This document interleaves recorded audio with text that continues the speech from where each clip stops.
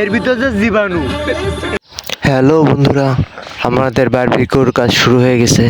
আমরা প্রিপারেশন নিচ্ছি যে বারবিকিউ কখন হবে, আমরা কখন খাবো।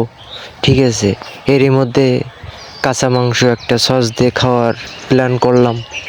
তারপরেও অবশ্যই খাইতে তো পারলাম না, অ্যাট লাস্ট রেখে দিতে হলো। ও মা, ওইদিকে তাই দেয়, ওরা তো সস দিয়ে আবার মাংস খাওয়া শুরু হয়ে দিছে।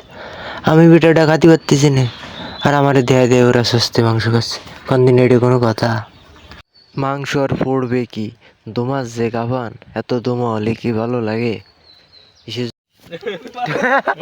কই রিভিউ দাও, কই ছোট দা নেও, এক পিস নেও। ভালো হ্যাঁ, ওই কয়েকখান দিয়ে খা দেওয়া সব আর কয়েকখান তো পুড়িয়ে না কয় না মানে মাংস পোড়ার আর সময় দিছিলাম না, মানে আমরা উৎপত্তি ছিলাম যে কখন খাবো। কাঁচা মাংস, হাত পোড়া মাংস ওই খাওয়া শুরু করে দিলাম। পোড়া রাতে ছিল না।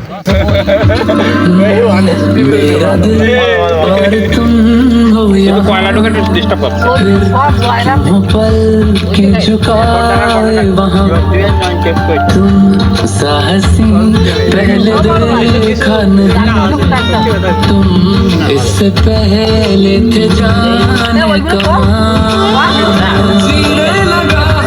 এর ভিতরে জীবাণু।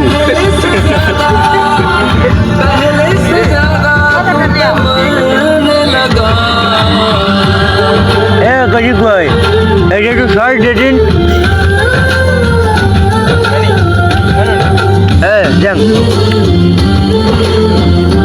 হ্যাঁ দেখুন গাইস, সস